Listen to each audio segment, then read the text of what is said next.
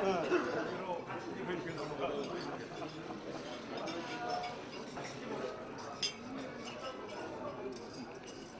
관계가 그쪽으로 넘어가는 그런 느낌을 갖고 하도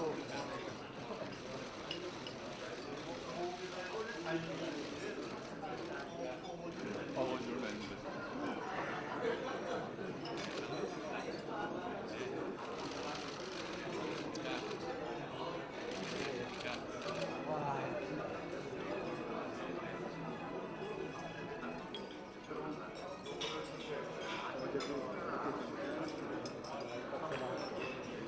원래 어제로 끝나기로 했는데 오늘 소개합니다. 의원님 원래 그리였대요. 어떤 내용 말씀드려야 될지 고민을 했었습니다. 그런데 제가 아까 짧게 소개해드렸지만은 대부분 제가 사회생활하면서 했던 일들이 기업 활동과 연관이 많이 되어 있습니다. 우선은 컴퓨터 프로그래밍 했던 기술자였었고, 그리고 또 창업자였었고, 그리고 경영자였었고, 그리고 또 포스코에서 사회이사로 오랫동안 활동을 했었습니다. 그리고 또 물론 국민은행 사회이사도 하면서 여러 업계에 대한 다양한 경험들을 했었습니다. 그리고 또 카이스트 교수 시절에는 기업가 정신에 대해서 이제 정리를 하면서 강연을 했습니다. 그래서 이 부분들에 대해서 말씀드리는 것이 훨씬 더 여기 계신 분들께 조금이나마 컨텐츠가 있는 그런 내용 말씀드릴 수 있겠다는 생각이 들었습니다. 지금 계속 정리 중인 컨텐츠입니다. 그래서 슬라이드를 만들긴 했습니다만 주로 내용 중심으로 지금 계속 조금씩 다듬어가고 있어서 그렇게 그림도 많지 않고 내용 위주로 되어 있습니다만 마음 편하게 들어주시면 감사하겠습니다.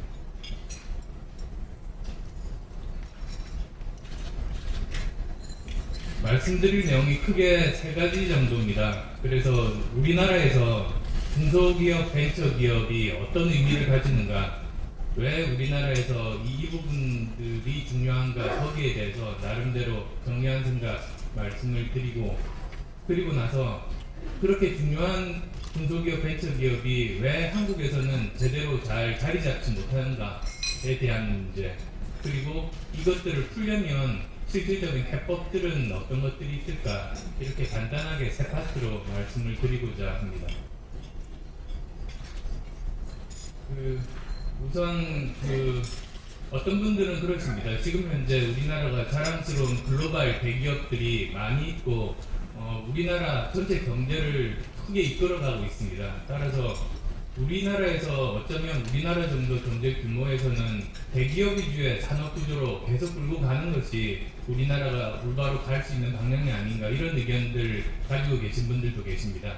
그런데 저는 우리나라 정도 경제 규모에서 중소기업, 벤처기업이 세 가지 의미가 있다는 그런 생각들을 하고 있었습니다. 우선은 첫 번째는 국가 경제 포트폴리오로서의 의미가 있다고 생각합니다. 포트폴리오 하면 흔히들 이제 주식 투자 떠올리시지 않습니까? 주식 투자를 할 때 한 주식에만 투자하면 위험이 너무 크니까 여러 주식에 분산 투자함으로써 위험을 낮추는 게 포트폴리오 투자입니다. 그런데 국가 경제도 저는 그렇다고 봅니다. 국가 경제가 지금 현재 우리는 자랑스러운 튼튼한 대기업이 자리 잡고 있습니다. 그런데 한 가지만 이렇게 꼭 한 주식에 투자하는 것처럼 한 영역만 이렇게 강하게 존재하고 있는 그런 상황에서는 외부의 특정한 위험에 취약할 수밖에 없습니다. 아마 대표적인 게 IMF 관람 때 대기업들이 어려움을 겪었던 그런 것들을 떠올려 보시면 아실 텐데요. 그래서 제가 드리는 말씀은 지금 현재 튼튼하게 자리 잡고 있는 대기업 옆에 이제는 중소기업, 벤처기업의 성장축을 하나 더 세우면, 그런 양쪽의 포트폴리오를 가지고 있게 된다면 국가 경제는 외부의 특정 위험에 한쪽이 어렵더라도 다른 쪽이 받쳐주고, 또 다른 쪽이 어려워지는 상황에서 또 이쪽이 받쳐주면서 튼튼하게 갈 수 있을 거다. 그래서 저는 일부에서 주장하듯이 대기업 위주의 그 산업 구조를 바꿔서 중소기업 위주로 가자 그런 말이 아닙니다. 오히려 양쪽을 튼튼하게 받쳐서 그 일종의 그 중첩 경제로 가자 그런 말씀을 드립니다. 그리고 거기가 이제 포트폴리오라는 개념으로 말씀을 드릴 수가 있겠습니다. 그리고 또 두 번째는 이미 뭐 많은 분들이 알고 계시듯이 일자리 창출의 주요한 그 도시 이제는 중소기업, 벤처기업 또는 중소기업이 대기업 가기 이전 단계 중견기업 거기서 좋은 일자리들이 많이 생깁니다. 여러 가지 통계들을 보면 보통 한국 통계에서 300명 이상이 이제 대기업으로 분류를 한다고 볼 때 보통 80% 정도의 일자리가 중소기업 또는 벤처기업에서 생겨나고 20% 정도가 이제 대기업에서 생긴다는 건 벌써 오래전부터 아주 일관된 그런 지금 현재 흐름입니다. 그래서 일자리 창출을 하기 위해서는 이쪽에 관심을 많이 가질 수밖에 없다. 그리고 또 세 번째는 그 우리나라 대기업이 잘 되고 있으니까 중소기업 좀 나눠주라 이런 것은 아니라고 봅니다. 왜냐하면 중소기업들이 튼튼하게 받쳐주면 대기업이 지속 가능성이 담보됩니다. 뭐 대표적인 예가 아마도 그 실리콘밸리 예를 들 수 있겠습니다. 실리콘밸리에서 구글이라는 회사 잘 아실 겁니다. 그런데 멀리서 바라보면 구글 같은 거대한 인터넷 기업이 있으면 다른 인터넷 기업이 새롭게 나타나지 못할 것 같은데 오히려 가보면 그 반대입니다. 구글이라는 거대한 회사가 있음으로써 그 토양을 통해서 그 환경을 통해서 생태계를 통해서 수많은 새로운 창업들이 생겨나고 수많은 좋은 회사들이 만들어집니다. 그래서 그런 관계, 공생관계, 그런 환경 그런 것들을 만드는 게 굉장히 중요하다고 봅니다. 그 비즈니스 위크에서 매년 혁신적인 회사들 발표를 하지 않습니까? 그런데 꼭 상위에 꼽히는 기업들이 구글 또는 3M 같은 회사인데요. 대비됩니다. 물론 3M 같은 회사는 자체적으로 새로운 혁신들을 많이 일으켜내는 회사로 유명합니다. 그 회사 나름대로의 전통이 있고 문화가 있고 그 회사 내에서 독특한 관리 방법들이 있습니다. 그래서 자체적으로 그 혁신들을 이끌어내는데 그 회사는 특히 예외적이고 대부분 아마도 80에서 90% 정도 혁신은 중소기업이나 벤처기업에서 생겨납니다. 대기업 스스로 혁신 일으키는 경우는 10에서 20%밖에는 지나지 않습니다. 따라서 구글 같은 회사도 주로 자기가 스스로 혁신을 만드는 게 아니라 주위의 생태계를 만든 다음에 그 다른 회사의 그 혁신들을 협력하거나 또는 M&A를 통해서 흡수해서 자기 것으로 만드는 방법으로 계속 혁신들을 이루어갑니다. 따라서 우리나라에서도 지금 현재 큰 회사들, 대기업들, 글로벌 기업들이 있습니다만 이 회사들이 그 혁신의 벽에 부딪혔을 때, 성장의 한계에 부딪혔을 때 만약에 주위에 새로운 좋은 혁신을 일으키는 중소기업, 벤처기업들이 있다면 그것 자체가 대기업의 경쟁력 강화에 저는 굉장히 필수적이다라는 생각을 하게 됩니다. 또한 우리나라 같은 경우는 그 시장을 제공해 줍니다.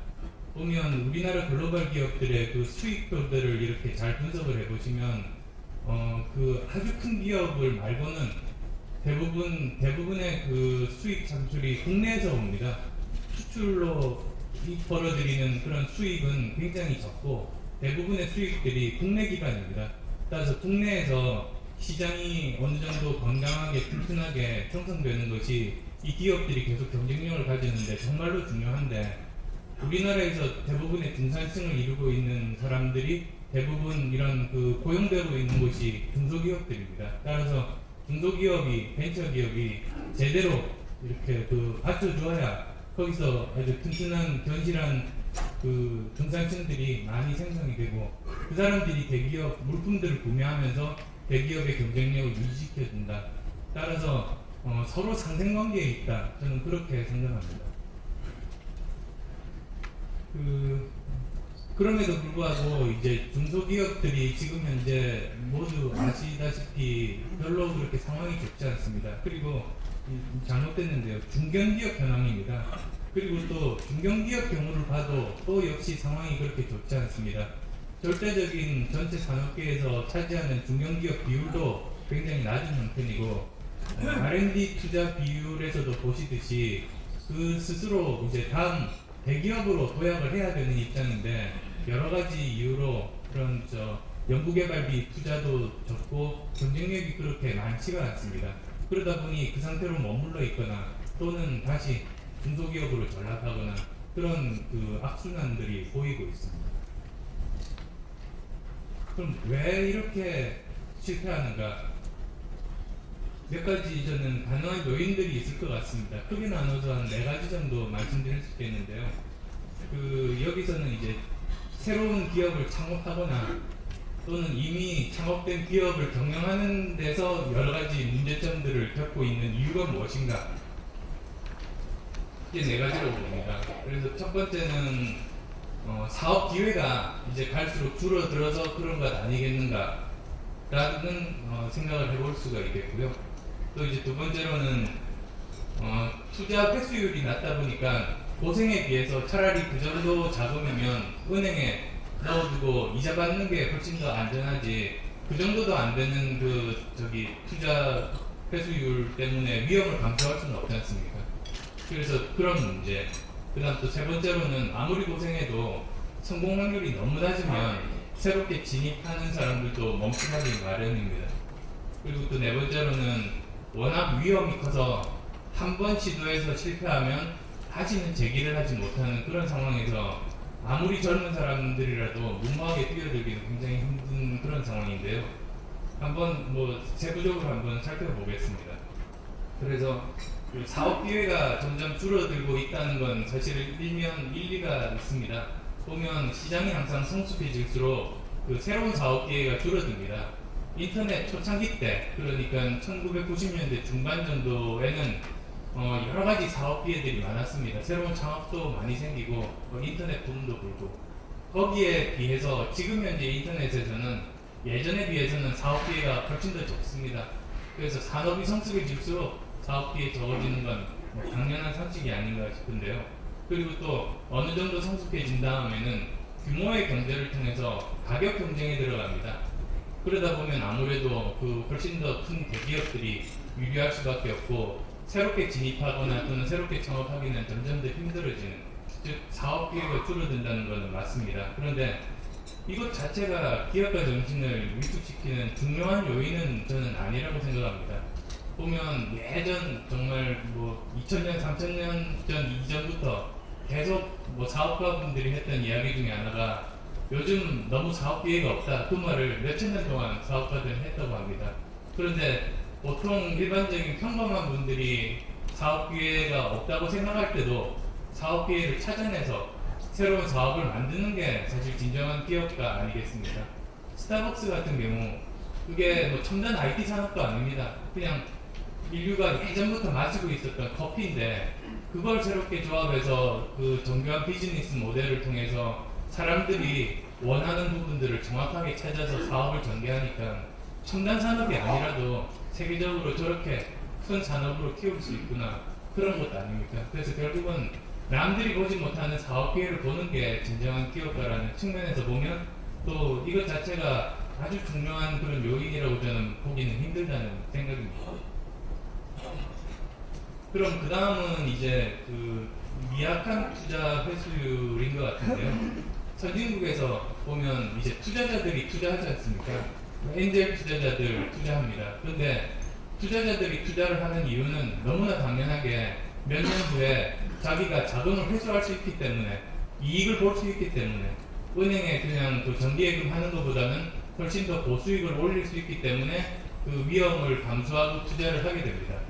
그런데 대부분 이제 신생 벤처기업에 또는 중소 중견기업에 투자하는 이유가 자금을 회수하는 방법이 M&A를 통해서 회수하는 경우가 많습니다. 보통 미국 같은 경우가 아마 80~90% 정도가 M&A를 통해서 기업이 다른데 인수합병될 때, 그때 이제 자기가 투자 자금들을 회수하고 나머지 거의 10% 정도가 IPO 주식시장에 상장하면서 자기가 자금을 회수하게 됩니다. 그런데 우리 한국의 경우는 잘 아시겠습니다만 M&A 시장 자체가 너무나 작습니다. 어쩌면 IPO 시장보다 더 훨씬 적을 겁니다. 그러다 보니 그 외국에서 투자자들, 엔젤 투자자들이 많이 투자하는 이유 중에 하나가 M&A 시장이 크기 때문인데, 한국은 당연히 M&A 시장이 작으면 투자자들이 투자를 꺼릴 수밖에 없습니다. 사실은 그래서 국가에서도 엔젤 투자자들 활성화하자고 거기에 국가가 보조하거나 세액 보조한다고 엔젤 투자자들이 절대로 많아지지 않습니다. 엔젤 투자자들이 지금 당장 뭐 그것 때문에 나중에 투자 자금 회수도 못하는데 투자를 할 리는 없지 않습니까? 마치 이공계 학생들 많이 들어가게 하자고 장학금 주는 거하고 저는 비슷한 것 같습니다. 장학금 준다고 해서 나중에 그 졸업한 다음에 일자리가 적은데 가겠습니까, 학생들이? 그래서 항상 그런 것들을 사실은 고민을 해야 되는 것인데, 우리나라는 어쨌든 M&A 시장이 적고 주식 시장도 투명하지 못합니다. 보면 건실하고 굉장히 투명한 기업들은 변동성이 적다 보니까 오히려 저평가가 되고, 오히려 불투명하고 좀 작전 세력들이 이렇게 몰려든다는 소문이 나면 갑자기 뭐 변동성이 커지면서 투자자들이 막 몰리는 그런 현상들이 아직도 우리나라 주식시장에는 있는 것 같습니다. 그래서 그러다 보면 제대로 잘 열심히 투명하게 경영하는 그런 기업가들이 제대로 뭐 동기 유발이 되기는 힘들 겁니다. 그 다음 세 번째가 창업하거나 기업 경영하면서 중소기업 형태로는 성공 가능성이 낮다는 문제인데요.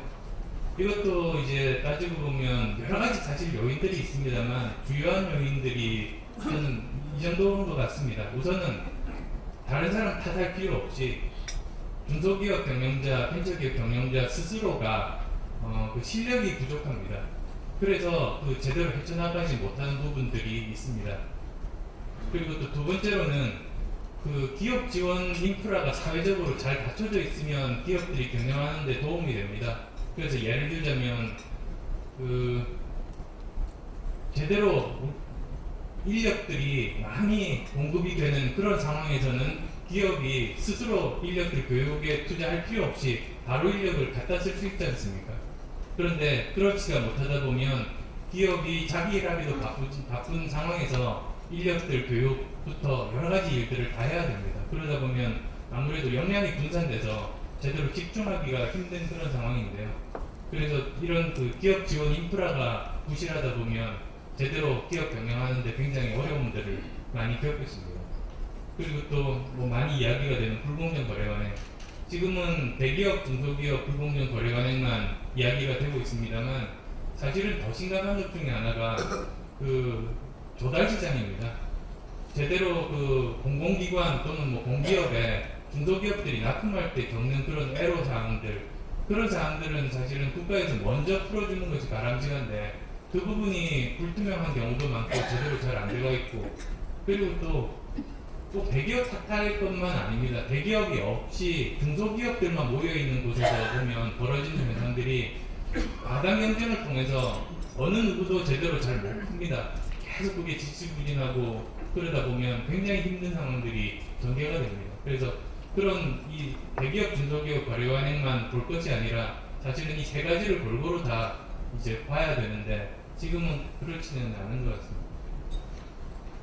그래서 뭐 하나씩 이제 뭐 설명드리면 제가 좋아하는 만화입니다. 사실은 이게 뭐 영어 표현을 하자면 매니지먼트 as a team을 상징하는 만화입니다. 즉 저기 구멍이 있지 않습니까?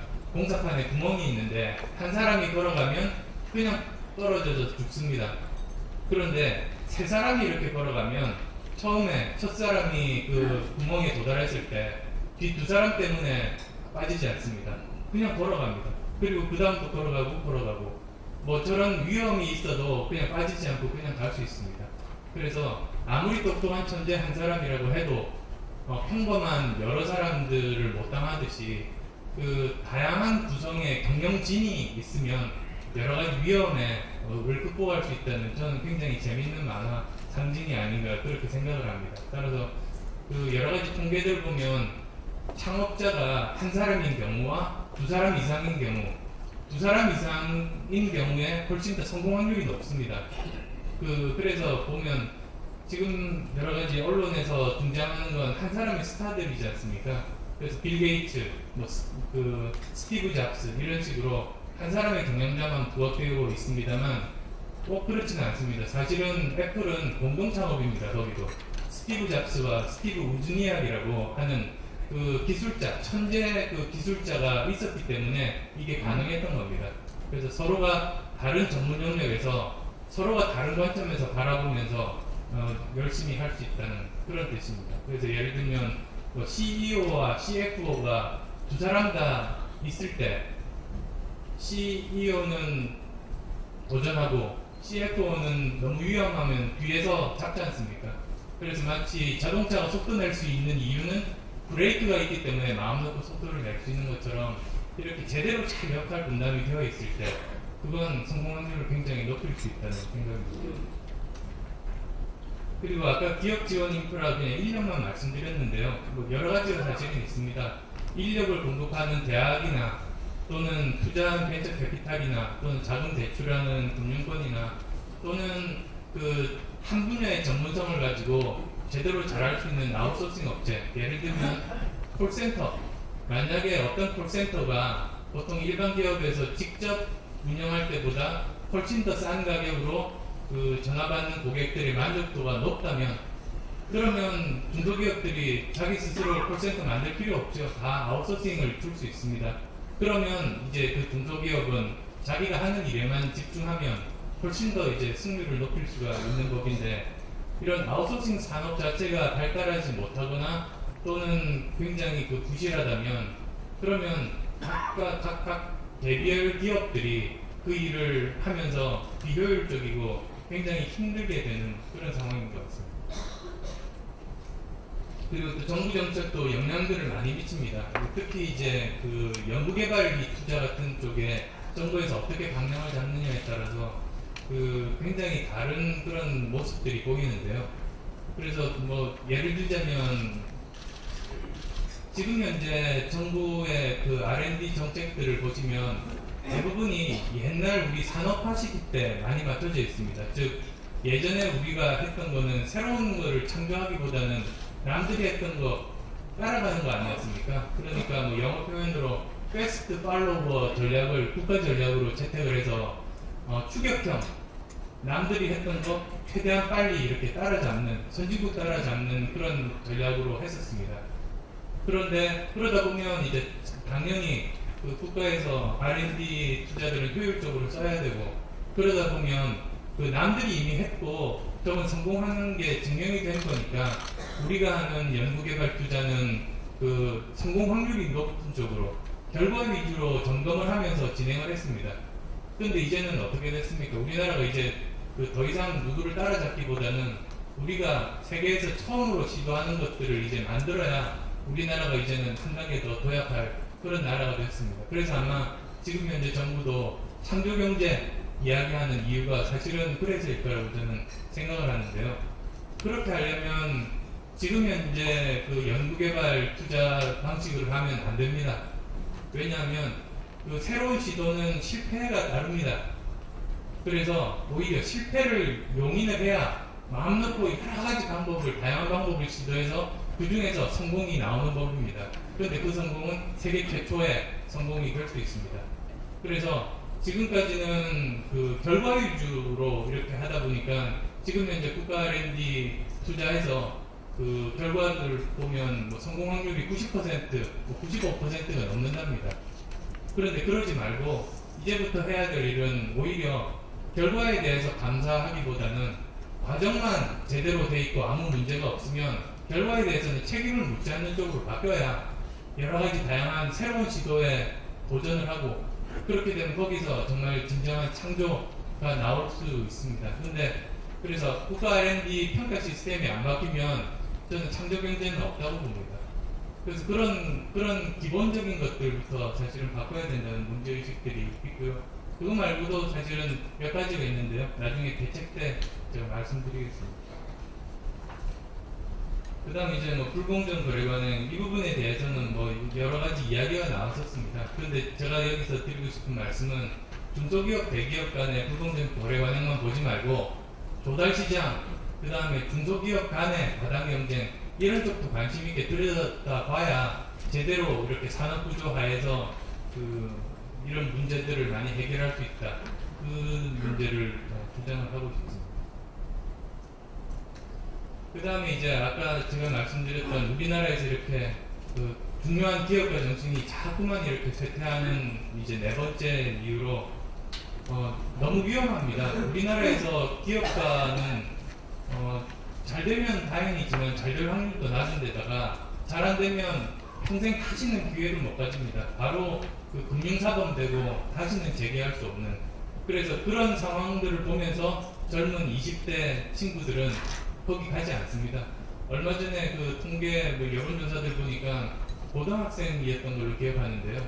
고등학생들 가장 희망 직종 1위가 공무원으로 나왔습니다. 그렇게 되면 우리나라는 앞으로 정말 활력을 찾을 수 없고 굉장히 저는 암울하다고 생각합니다. 그래서 그 사람들이 제대로 이렇게 도전할 수 있도록 해줘야 되는데요. 선진국들 보면 사실 창업한다는 게 웬만큼 용감하거나 무모하지 않으면 보통 사람은 사실은 할 수 없는 일이지 않습니까? 성공 확률이 아무리 실리콘밸리라고 해도 성공 확률이 낮아서 창업에 보통 사람들이 창업한다는 건 굉장히 저는 힘들다고 봅니다. 그런데 창업을 해야만이 새로운 씨앗들을 뿌릴 수 있고 그래야만이 미래의 우리 경제의 활력들이 나옵니다. 그래서 그런 딜레마가 있습니다. 그런 것들을 선진국들은 창업자 혼자 모든 위험을 부담하게 하지 말고 사회에서 그 부담을 하나씩 떼서 가져가 줍니다. 그렇게 돼서 그냥 보통 사람도 한번 창업에 도전해 볼까 그런 생각이 날 수 있을 정도로 그 위험들을 사회가 분담을 하면 그러면 보통 사람들도 도전하고 그 결과 경쟁 활력들이 생겨납니다. 그래서 사실 그런 식으로 가야 됩니다. 대표적인 게 아마 실리콘밸리인데요. 신문 보도 예전에 보면 실리콘밸리 하면 보통 성공의 요람 이렇게 말하지 않습니까? 저는 근데 예전부터 저는 그 표현은 잘못된 표현이라고 봤습니다. 실패의 요람입니다. 오히려. 왜냐하면 100개의 기업이 생겨나면 그 중에 정말로 잘 되는 건 몇 개 안 됩니다. 나머지는 대부분이 실패하고 또 일부는 그냥 편상유지 정도만 되고 있습니다. 정말로 잘 되는 기업 몇 개 없습니다. 근데 우리가 이제 연구할 때 가서 성공하는 기업들만 연구하고 그 사람들이 어떻게 했는지만 보고 와서 리포트를 내면 그건 빙산의 일경입니다. 제대로 성공하는 기업들을 오히려 키울 수 없습니다. 오히려 우리가 봐야 되는 건 대부분을 차지하는 실패한 기업들이 그 다음에 어떤 전철을 밟는가 사실 그걸 봐야 되는데요. 거기서는 한번 실패하더라도 주식회사 아닙니까? 주식회사는 유한 책임입니다. 그래서 회사가 어느 정도 이제 처음에 투자자들 투자를 받아서 경영을 하다가 제대로 잘 안 됩니다. 그러면 적절한 시점에 이 회사가 앞으로 가능성이 없다는 건 CEO가 제일 잘 압니다. 그럼 주주들을 다 모읍니다. 그래서 이대로 가다가는 오히려 전부 있는 자산도 다 탕진할 수밖에 없다. 그렇게 이해를 구해서 회사를 접습니다. 그러면 이제 주주들 입장에서는 투자자 입장에서는 그냥 일부라도 챙길 수가 있고 그리고 거기에 있는 CEO는 다시 다른 도전을 합니다. 또 이것도 통계가 있습니다. 처음 창업자가 사업을 하는 경우와 한 번 실패했던 사업자가 창업하는 경우 한 번 실패했던 사람은 성공 확률이 훨씬 더 높습니다. 두 번은 더 높습니다. 그래서 실패를 거듭할수록 그 전에 실수를 반복하지 않을 수 있기 때문에 성공 확률이 조금씩 올라갑니다. 그렇게 되다 보니 예를 들면 두세 번 10번 실패했다고 치죠. 9번 실패하고 한 번 성공하면서 100배 성공하면 그전 9번 성공은 다 갚고도 남음이 있게 됩니다. 그걸 다른 표현으로 하자면 아마 개인 실패의 사회적인 자산화가 되는 것 같습니다. 그래서 그런 식으로 이렇게 전개가 되는데요. 우리나라는 그런 일이 안 일어납니다. 대표적인 게 아마 대표이사 연대보증제 아닌가 싶습니다. 그래서 우리나라의 경우는 전혀 다른 그림이 그려집니다. 회사를 경영합니다. 그런데 CEO가 이 회사는 실패할 거를 제일 먼저 압니다. 근데 실리콘밸리나 외국처럼 주주들 모아서 이제 회사 그만하자고 말을 못합니다. 왜 그러냐면 모아서 말을 해서 회사를 접는 그 순간에 대표이사 연대보증제 때문에 회사가 망하면 그 회사의 빚이 전부 대표이사의 개인 빚이 되어버립니다. 그러면 다시 재개할 수가 없지 않습니까? 그래서 무리하게 억지로 회사 경영을 계속합니다. 그리고 또 우리나라에는 아직도 눈먼 돈들이 많습니다. 그래서 억지로 무리하게 눈먼 돈을 끌어들여서 이제 사업을 계속하는데요. 그러다 보면 또 나타나는 현상이 덤핑을 합니다. 망하기 직전 회사들이 덤핑합니다. 원래는 덤핑이라는 거는 그 시장 점유율 1위 회사가 그 작은 회사들 죽이려고 원가 이하로 해서 그 가격을 낮춰서 잘 안 되는 회사들 이렇게 씨말리는 작전이 덤핑 아니겠습니까? 근데 우리나라에서는 반대로 제일 형편이 어려운 회사가 덤핑합니다. 그래서 손해인 프로젝트인데 지금 당장 현금을 받을 수만 있으면, 어음을 받을 수만 있으면 지금 당장 이 순간 모면하고자 덤핑들을 하게 되는데요. 그러다 보면 나타나는 현상이 처음에는 어떤 업계에 10개 회사가 있다고 하고 그 10개 회사 중에서 하나가 어렵습니다. 그러면 이 회사가 덤핑을 시작합니다. 그렇게 되면 전체 가격 구조가 굉장히 낮아져서 덤핑하는 회사 때문에 그 때문에 이제 부등하던 회사가 결국은 같이 그 가격 맞추다 보면 어려워져서 망하기 일부 직전이 되고 그러면 그 두 회사가 또 동시에 덤핑합니다. 그럼 또 하나씩 그래서 결국은 한 회사가 망해서 시장에서 퇴출되지 않고 눈먼 돈 때문에 명맥을 유지하는 구조에서는 모든 회사가 다 어려워집니다. 그러니까 건실하던 그 업계가 한 회사가 망하면서 그냥 나머지 모든 회사들이 다 어렵게 되는 그걸 이제 아마도 외국의 제 기억으로는 그 Far Eastern Economic Review라는 그 잡지 기자가 좀비 이카노미라고 그랬습니다. 그래서 마치 좀비 영화 보셨습니까? 그래서 시체가 이렇게 돌아다니는 말도 안 되는 그런 영화인데요. 그 시체가 사람 물면 사람이 좀비가 됩니다. 그래서 처음에는 이렇게 10명 멀쩡한 사람이 있다가 한 사람이 좀비가 되면 물고 물어서 결국은 모든 사람 좀비가 되어버리는 아마 그런 걸 좀 그런 비유를 들기도 했습니다만 좀 끔찍한 비유라고 생각합니다. 좀 적절하지는 못한 그런 비유인데요. 그런 현상들이 생겨나는 게 사실은 거기서 이제 다 파생된 것들인 것 같습니다. 그래서 그런 모습들을 보면서 이제는 젊은 대학생들이 더 이상 창업에 도전하지 않으려고 하는 건 또 너무나 또 당연한 거 아닌가. 그런데 그게 결국은 국가 경제의 활력을 떨어뜨리는 주범이다. 그런 것들이 이제 가지고 있는 문제의식입니다. 그리고 물론 이제 실패에 대한 사회적인 인식, 한 번 실패하면 한 번 실패했던 사람을 대기업에서 인재로 채용하지 않지 않습니까? 근데 실리콘밸리는 또 완전히 반대였습니다. 자꾸 제가 실리콘밸리 말씀드리는 이유가 제가 벤처 캐피탈 쪽에서 또 일을 했던 적이 있습니다. 미국 가서 유학하기 직전에 잠시 그렇게 하면서 여러 가지를 봤었는데요. 그러다 보니까 이런 반응들이 많이 다르구나 그런 것들을 느꼈고 거기는 한 번 실패한 사람 오히려 경력자로 아주 좋게 채용합니다. 왜냐하면 그런 실패 경험이 있어야 방심하지 않고 같은 실수 반복하지 않고 훨씬 더 우리에게 좋은 인재라는 그런 생각이 있는데요. 그러니까 사람 뽑는 이런 관행들도 많이 바뀌어야 되는 것 같고 다행히 우리나라 글로벌 기업들은 이제는 이런 실패 경험들도 잘 보고 이렇게 사람들 채용하는 걸로 조금씩 바뀌고 있다 그렇게 알고 있습니다.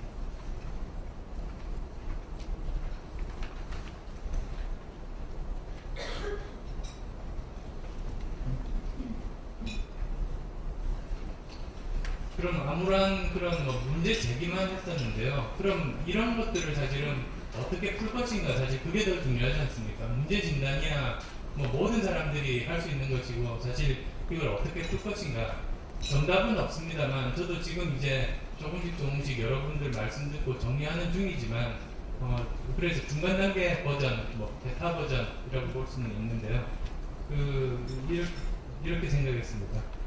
우선은 지금 여기에 관계되는 모든 이해 당사자들이 다 역할들을 제대로 해야만이 저는 이 문제 풀 수 있다고 봅니다.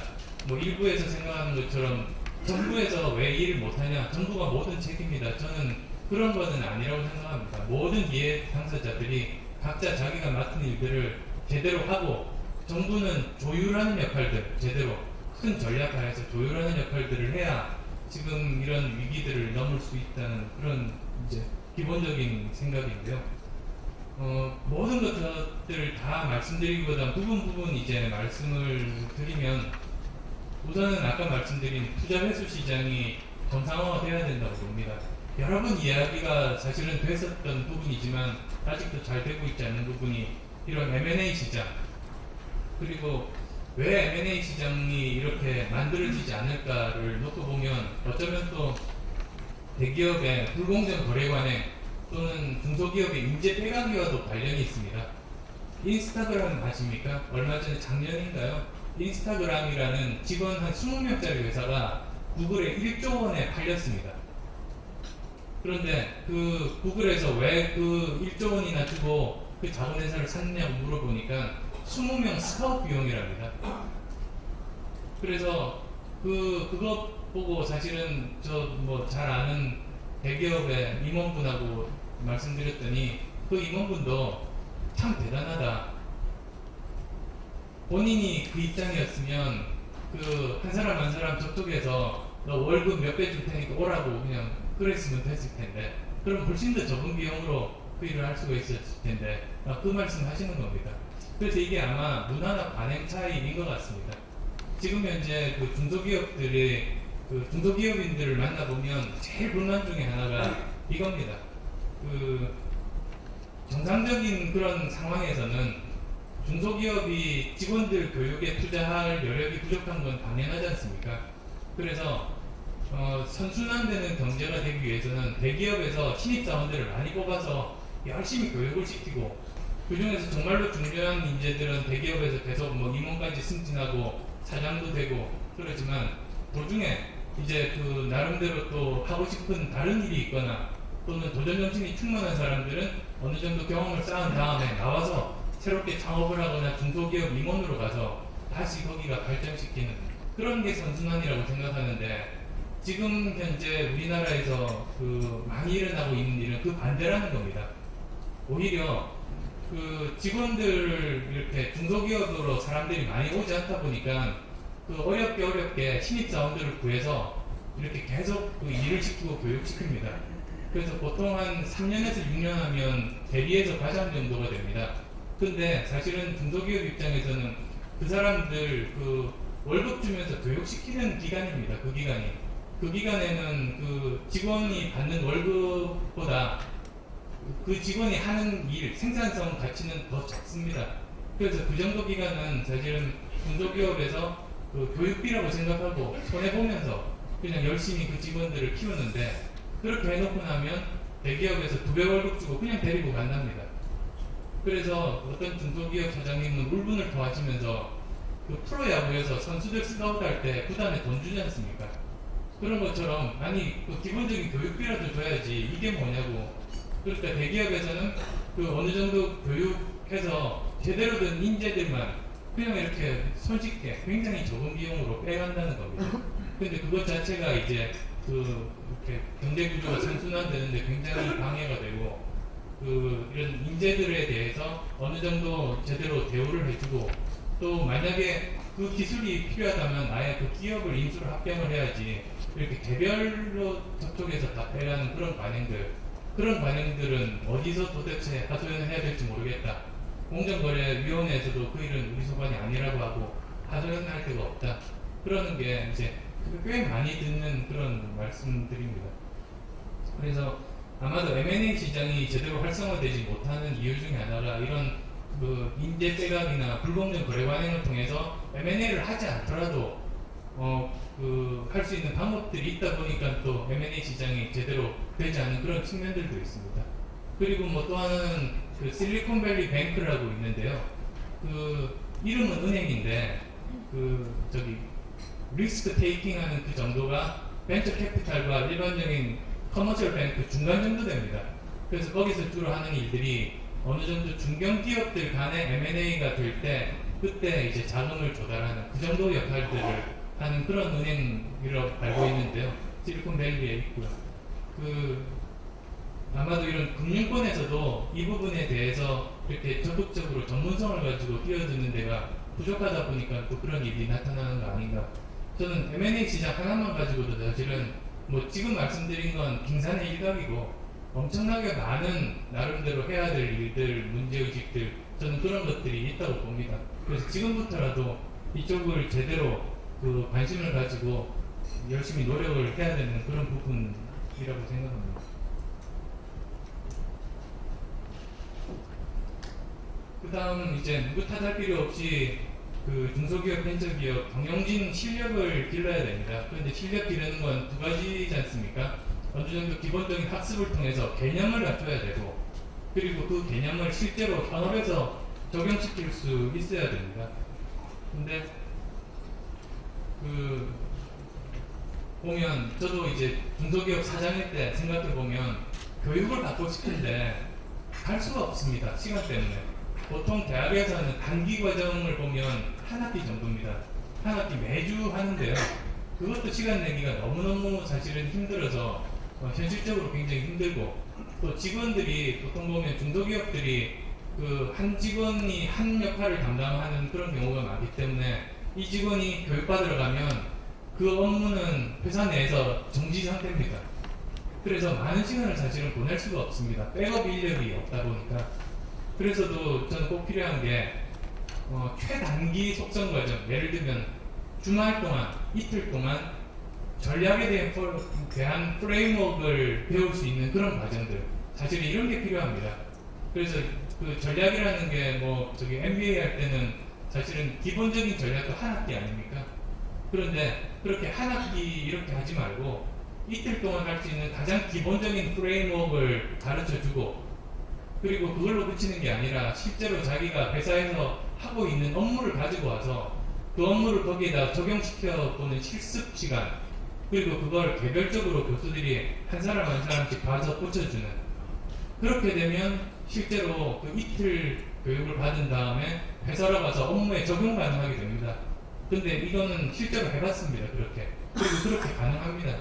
그래서 제가 시도해본 게 전략, 마케팅, 그리고 그런 쪽들이었습니다. 그런 쪽들은 이틀 정도면 비약적으로 완전히 다른 좋은 개념의 프레임워크를 이렇게 가져다 줄 수 있습니다. 그리고 그런데 이렇게 한번 하고 나서 교육 효과가 급속도로 적어집니다. 처음에는 굉장히 신기하고 본인도 의욕에 차서 이걸 적용을 하는데 한 달만 지나면 다 잊어버립니다. 그래서 이걸 꾸준히 이렇게 봐줄 수 있는 현업에서 일종의 멘토가 필요한데요. 우리나라에 지금 보면 조기퇴직, 명예퇴직하는 훌륭한 경영자분들, 정말 아까운 경험들이 굉장히 많으신데 이분들을 제대로 쓸 수 있게 해주는 그런 제도들 지금도 사실은 있습니다만 그게 충분히 저는 활성화되어 있지 않다고 봅니다. 그래서 이런 부분들을 활성화시키면서 둘 다, 양쪽 다 모두 도움이 될 수 있는 그런 것들이 저는 꼭 필요하다고 생각합니다. 그리고 좀 더 나아가서는 사실은 이런 것들이 다 평생 학습 아니겠습니까? 우리나라에서 통계들을 보니까 우리나라가 OECD 국가 중에서 이런 교육에 관련하는 비용을 가장 많이 쓰는 국가 중에 하나인데요. 나눠보면 중고등학교 입시 교육은 거의 세계 어느 나라도 못 따라올 정도로 엄청나게 많은 비용들을 쏟고 있습니다. 그런데 반대로 평생교육, 즉 부모 세대가 자기 자신의 실력을 계속적으로 지속적으로 유지하고 또는 다른 직업으로 이렇게 옮겨가서 거기서 일을 할 수 있게 해주는 그런 교육비는 OECD 국가 중에서 최하위입니다. 그러니까 사실은 그 그림을 보면 우리나라 부모 세대들이 자기가 스스로 살아남기 위해서 투자해야 될 교육 비용까지 모두 다 아이들한테 투자하는 게 지금 현재 우리 상황인데요. 그래서 얼마 전에 이코노미스트에 한국에 대해서 16페이지짜리 일종의 특집이 실렸던 적이 있지 않습니까? 아마 한 3주 전으로 기억되는데요. 거기에 한국의 그런 모습 중에 하나로 비친 게 그 젊은 세대의 과교육, 오버 에듀케이션, 그리고 또 나이 든 세대의 그 지나치게 낮은 그 교육 투자 이런 것들을 대비를 시켜놨었습니다. 그래서 그게 바뀌어야지만이 계속 지속적으로 이제 앞으로 성장 또는 이제 우리나라 제대로 이렇게 공동체로서 복지 시스템까지도 잘 갖출 수 있는 그런 구조로 갈 수 있는 거 아닌가 합니다. 그리고 이제 인프라 아까 5가지 말씀드렸는데요. 시간 관계상 벤처 캐피탈만 한번 말씀을 드려보겠습니다. 사실 벤처 캐피탈리스트, 벤처 투자자가 꼭 필요한 자질, 자격은 저는 3가지로 봅니다. 우선은 기본적으로 기술에 투자하는 거니까 당연히 그 분야에 대한 기술 전문성이 있어야 됩니다. 그래서 지식도 있어야 되고, 그리고 또 다른 일반적인 CEO들은 부분 사업을 합니다. 그런데 이 벤처 투자자는 업계를 투자를 합니다. 그 업 자체, 산업군을 투자를 하다 보니까 그 산업이 가는 방향에 대한 나름대로 비전이 있는 사람들이 많았습니다. 그리고 또 이제 그 분야가 잘 될 거라는 믿음, 애정, 정말로 대단한 애정들, 그런 것들을 사실은 굉장히 많이 느낄 수 있었습니다. 그리고 또 직접 경영자로서 경험이 꼭 필요합니다. 그러니까 단순히 그냥 이론적으로 알고 이런 게 아니라 실제로 경영자로서 회사를 경영을 해보고 고민을 해보고 더 바람직하기로는 그 굉장히 어려워졌을 때 다시 이렇게 세우는 그 턴어라운드 매니지먼트를 직접 경험해본 분, 이런 분이 있으면 가장 저는 적합한 사람이라고 생각합니다. 또 그리고 인적인 네트워크들이 많아서 투자한 회사에서 필요한 임원들 소개시켜주고, 제대로 영업을 못하면 그 영업 현장까지 찾아가서 소개시켜주고, 사실 실제로 그런 역할들을 많이 합니다. 그래서 저는 이런 부분들이 많아야 되는데요. 지금 현재 한국 벤처 캐피탈 업계가 예전보다는 비약적으로 발전했습니다만 이 3가지 조건을 다 갖춘 진정한 벤처 투자자가 얼마나 되는가 라고 보면 아직도 우리가 가야 될 길이 꽤 멀다고 생각합니다. 제가 만나봤던 선진국들의 벤처 투자자들은 최소한 저 3가지는 다 가지고 있는 그런 사람들이었습니다. 그리고 이제 이런 사람들이 모여서 이제 투자 결정들을 하게 되는데 그 모습도 저는 배울 게 굉장히 많았습니다. 예전에 DFJ를 갔었습니다. 그러니까 드레이퍼 피셔 저비슨이라는 벤처 회사가 있었는데요. 그때 제가 아마도 한 7, 8년 전인 것 같습니다. 그 당시에는 꽤 투자를 많이 하는 3, 4위 정도 되는 그런 곳이었었는데, 거기 가서 어느 정도 이제 투자를 하느냐 금액으로 따져서 물어보니까 2조 원을 한답니다. 그래서 그 당시에 제 기억으로는 국내에서 어느 정도 큰 벤처 캐피탈들이 규모가 2천억 정도였습니다. 그래서 거의 10배 수준 아닙니까? 그래서 참 엄청나게 큰 규모구나. 그러면 사람은 몇 명입니까? 물어봤더니 20명이랍니다. 그때 우리 한국에서 2천억 운영하고 있는 곳에서는 직원이 200명이었었거든요. 그러면 10배 정도 되는 돈을 투자하는데 10분의 1 인력으로 하는 겁니다. 그럼 효율만 따지면 100배 아닙니까? 아니 어떻게 이렇게 100배씩 차이가 나나? 그래서 이것저것 물어봤는데 그 중에 하나 제가 깨달았던 게, 제가 이제 그 이야기를 했던 사람은 나노 테크놀로지 쪽의 투자자였습니다. 근데 그 사람 자체가 스탠포드에서 나노 쪽으로 석사를 받았던 사람이고 나노 쪽에 특허가 몇 개 있습니다. 그래서 누구보다도 더 잘하는 전문가고 그 분야에 대해서 애정도 많고 비전도 있습니다. 그러다 보니까 이 사람은 다른 사람한테 물어볼 필요가 없는 겁니다. 듣고 자기 혼자서 판단을 해서 이렇게 이건 투자할 가치가 있다 이렇게 돼버리니까 굉장히 의사결정도 빠르고 성공률도 굉장히 높았습니다. 근데 그 당시에 이제 7, 8년 전이니까 지금은 좀 다를 것입니다만, 그 당시에는 한국에서 벤처 캐피탈 업계에서 많이 보는 모습들이 사장님이 혼자서 투자합니다. 근데 전문성이 기술에 대해서 이해도가 떨어집니다. 그러다 보면 연구원들이 10여 명이 붙습니다. 그래서 이 연구원들이 그 회사 가서 여러 가지 조사해서 수백 페이지짜리 리포트를 쓰고 바로 앞에 한 페이지짜리 이그제큐티브 서머리를 쓰면 투자 결정은 사장님이 합니다. 그러면 몇백 페이지 볼 수는 없으니까요. 대략 한 페이지 보고 그냥 감으로 투자합니다. 그러니까 사람이 그렇게 많이 필요하고 제대로 뭐 성공 확률이 높을 리도 없고 사실 그랬습니다. 그래서 어쩌면 이제 앞으로 계속 전문가가 의사결정권을 가지는 그런 구조로 점점 가야 되지 않는가. 저는 삼성전자가 저렇게 성공한 이유 중에 하나도 엔지니어 출신 사장들 경영진이 많지 않습니까? 저는 그게 경쟁력이라고 봅니다.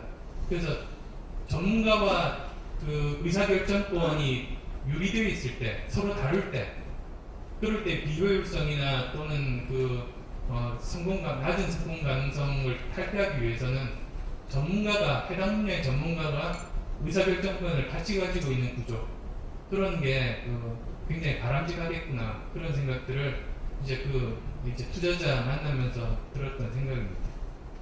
그리고 이제 또 의사결정도 혼자 하는 게 아닙니다. 여러 명이서 같이 합니다. 저 벤처 캐피탈리스트 하면 굉장히 유명한 사람들이 몇 사람 있습니다. 예를 들어서 클라이너 폴킨스에서 존 도어라는 사람, 그리고 세콰이어에서 그 마이클 모리츠라는 사람, 그리고 또 선 마이크로 시스템즈 창업했던 비너드 코슬러, 그 사람은 일종의 뭡니까, 녹색 성장 뭐 이런 분야에 엄청난 포트폴리오를 갖고 있습니다. 그러니까 뭐 그런 사람들 뭐 이름만 대면 굉장히 유명한 벤처 캐피탈리스트들이 줄줄이 이렇게 있는데요. 그 사람들 이렇게 만나서 이야기를 들어보면 존 도어를 한번 만나봤습니다. 이 사람은 구글 투자자입니다. 구글 성공시킨 그 장본인입니다. 벤처 캐피탈. 근데 이 사람이 그러는 겁니다. 지난주에 자기가 정말로 그 좋은 투자할 만한 데를 찾았대요. 그래서 회의해 가지고 왔답니다. 여기는 대부분이 파트너십입니다. 그래서 10명의 뭐 파트너가 있다고 하면 공동 결정하는 그런 구조인데요. 거기서 반대에 밀려서 투자 못했답니다. 근데 그게 저는 상식적으로 그 당시에는 이해가 안 갔던 게, 이 클라이너 폴킨스 살린 한 사람이 바로 존 도어거든요. 그래서 아무리 의사결정권이 10명 중에 하나 10분의 1이라고 해도 이 사람이 강하게 주장하면 그 다른 사람들이 눈치 보고 통과시켜줄 것 같은데 그게 그렇지가 않답니다. 그건 그거고 다 10명이 다 한 표씩 행사합니다. 그래서 만장일치가 돼야만 투자를 한답니다. 그래서 저렇게 세계적으로 유명한 투자자도 자기 의견에 반짝이 안 되는 구조랍니다. 그래서 그게 혹시 비합리적인 구조 아니겠냐고 물어봤더니 자기는 그렇게 생각 안 한답니다. 속은 상하지만. 왜 그러냐면 이 벤처 투자라는 게 워낙 리스크가, 위험도가 높다 보니까 그 여러 사람들이 모여서 이야기하는 이유가 사람들마다 볼 수 있는 위험이 다 다른 측면들이 있습니다. 그래서 이 사람은 이 회사에 대해서 이런 측면의 리스크가 없는지 그걸 검증을 하고, 또 다른 사람은 이런 쪽에 리스크가 없는지를 검증을 하고, 그래서 10명 정도가 이제 다 자기가 생각하는 리스크, 관심 있는 리스크 쪽을 바라보고 거기에 대해서 검증을 하면 마치 이렇게 리스크 덩어리인데 깎여서 이제 이 정도면 투자할 때 위험도를 굉장히 낮출 수 있답니다. 그래서 만장일치제를 하다 보니까 좋은 회사 투자 못했답니다. 놓친 경우도 꽤 많았답니다. 그런데 그러함에도 불구하고 그렇게 다양한 사람들이 다양한 관점에서 그 위험도, 리스크를 보고 투자 결정을 하게 되면 성공 확률은 굉장히 높았다는 거죠. 그게 이제 몇십 년 동안 살아남았던 비결이다. 그런 말들을 들었습니다. 그래서 이게 그냥 파트너라고 하고 실제적으로 한 사람이 권한 행사하는 구조가 아니고 정말로 진정한 파트너십으로 의사결정 구조를 가져가면 이럴 수가 있겠구나, 그런 점들을 좀 배웠었습니다. 그리고 또 물론 그 능동적인 투자, 돈만 투자하고 기다리는 게 그 패시브 인베스트먼트 아닙니까? 근데 그와 반대로 이제 능동적인 투자라고 하면 돈 투자를 함과 동시에 그 회사 여러 가지 조언해주고 좋은 사람 소개시켜주고 영업할 때 힘이 붙이면 같이 따라가서 영업도 도와주고 그러면서 회사 가치를 같이 키우는, 그게 진정한 이제 능동적인 투자입니다.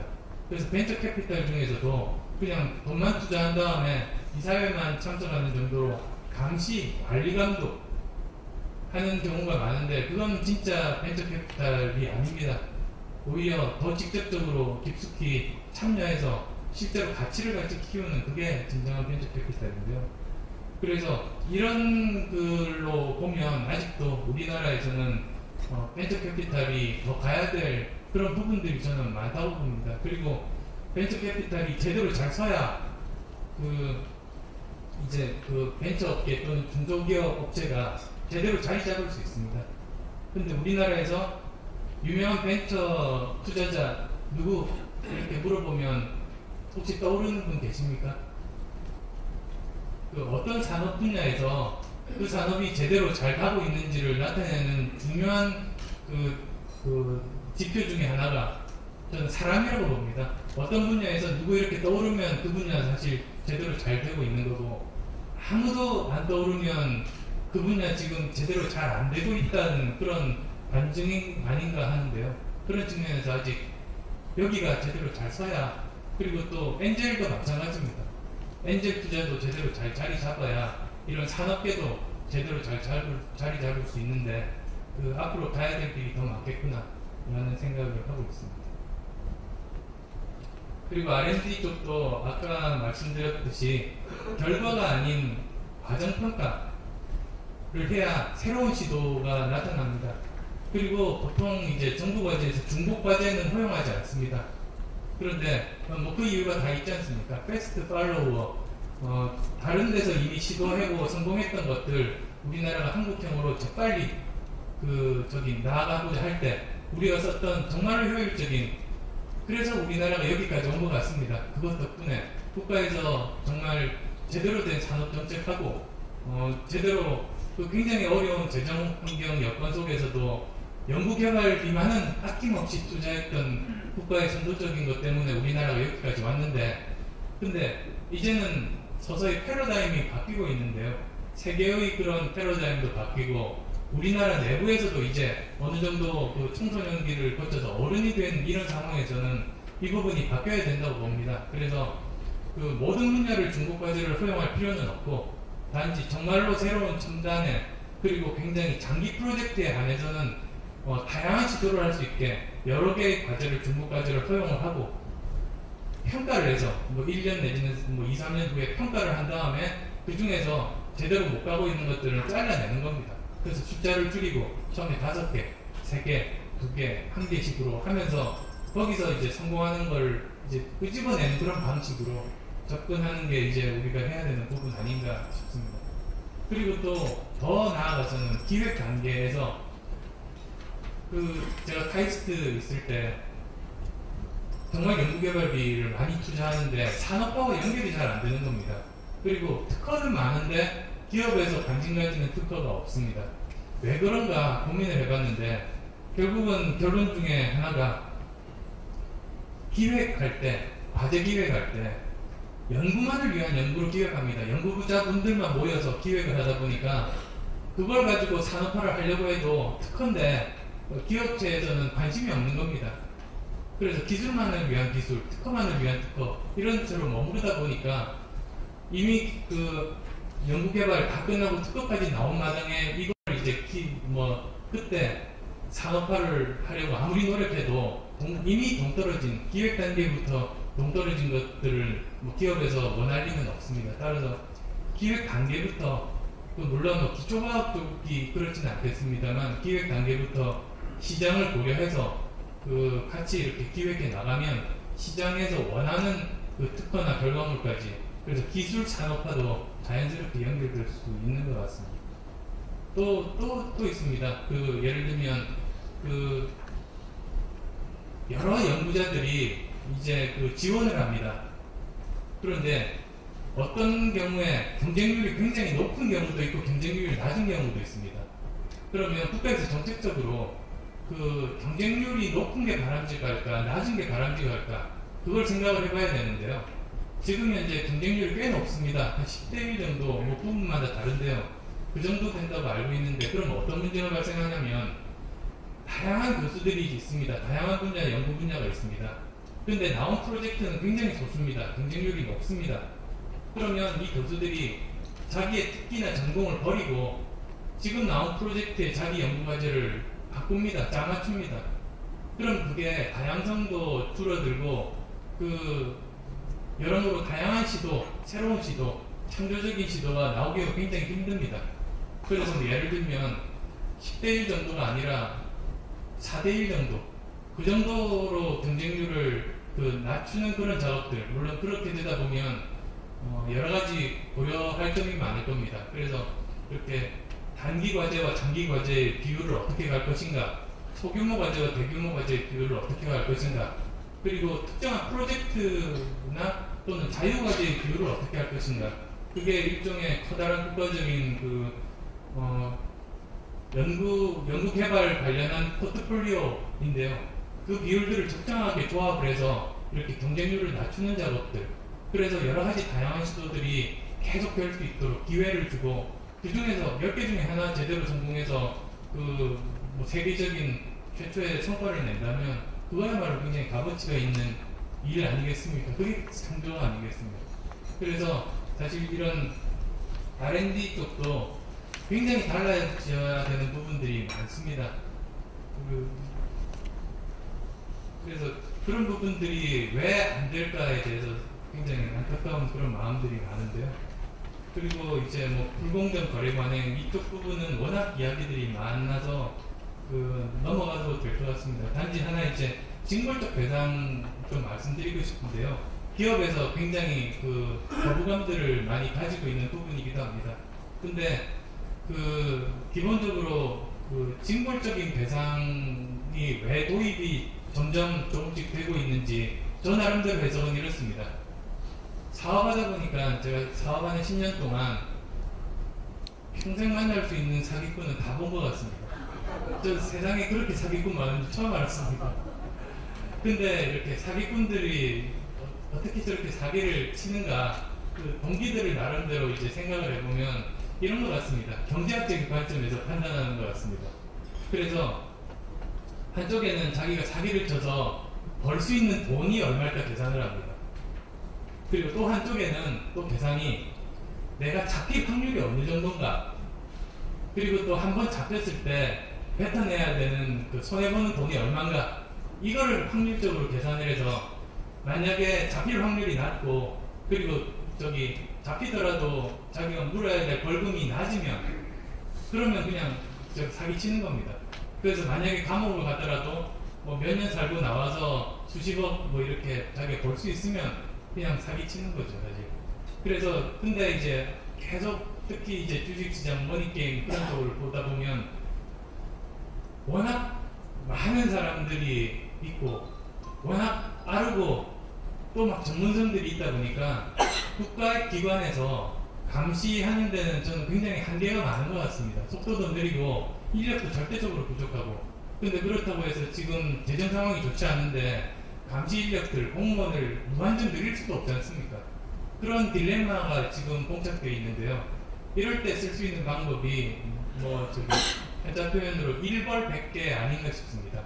그래서 잡힐 확률은 낮지만 한 번 잡히면 그냥 100배 토해내게 하면, 그러면 계산을 해볼 겁니다. 잡힐 확률은 낮은데 처벌이 워낙 강하면 그것 때문에도 이제 미리 그 시도를 안 하게 되는, 즉 그래서 1벌 100개라는 거는 감시 인력 강화와 저는 같은 그런 효과를 가져온다고 봅니다. 그리고 1벌 100개라는 게 사실은 이런 징벌적 배상 아니겠습니까? 그래서 우리나라 법 체계상 사실은 이런 징벌적 배상이 잘 안 맞다는 그런 법 하시는 분들 의견을 좀 많이 들었는데요. 그럼에도 불구하고 허용하는 한 이런 부분들은 국가에서 감시 인력을 강화하는 게 한계가 있는 부분들에 한해서는 계속 저는 도입할 수밖에 없지 않는가. 지금 워낙 이제 사회가 복잡해지고 전문성들을 가지게 되고 국가 재정들은 굉장히 힘들어지고 이런 상황에서 우리가 쓸 수 있는 방법이 아닌가 싶습니다. 그리고 아까 대표이사 연대보증 말씀을 드렸고, 그리고 원래는 처음 창업할 때는 빚을 얻어서 하면 안 되는 것 같습니다. 그래서 대표이사 연대보증도 빚을 얻어서 사업을 하다 보니까 저걸 설 수밖에 없는 건데요. 원래는 투자자들로부터 투자받은 돈으로 사업하는 게 원래 맞습니다. 그리고 그래야 투자자와 경영자가 공동 책임을 지고 그 다음에 깨끗하게 손 털고 실패했을 경우 최선을 다하고 도덕적으로 문제가 없는데도 실패했을 경우에는 그때 해산하고 다시 그 대표이사는 다시 또 재기할 수 있고 실패 경험을 사회적인 자산으로 할 수 있고 그런 것 같습니다. 그래서 이제 투자할 수 있는 그래서 뭐 영어 표현으로 하자면 debt financing보다 이제는 그 equity financing 쪽으로 가야지만 되는데 거기도 저는 한계가 많은 걸로 알고 있습니다. 절대적으로 그런 파이낸싱 풀 자체가 굉장히 적은 게 지금 현재 한국의 상황이다 보니까 equity 파이낸싱 풀은 굉장히 적고 실제로 필요보다 오히려 debt 파이낸싱 하는 그런 쪽만 굉장히 많은 게 지금 현재 상황입니다. 그래서 그런 것들을 많이 막아야 되지 않나 싶습니다. 그래서 그 여러 가지 뭐 좀 지금 아직 정리 중인 그런 상황이어서 여러 가지 뭐 두서없이 제 경험이나 들은 이야기나 뭐 제가 가졌던 문제의식 섞어서 말씀드리기는 했습니다만 그 아마도 기업 경영 지금 하시는 분들은 공감하시는 부분도 있고 아마 또 다른 의견 또는 새로운 이런 부분들이 있는데 제가 말씀을 안 드렸다 이런 부분들 분명히 있을 겁니다. 그런 부분들 조언 주시면 감사하겠습니다. 경청해 주셔서 고맙습니다. 선생님 대단히 감사합니다. 본인이 직접 현지 투자도 해보고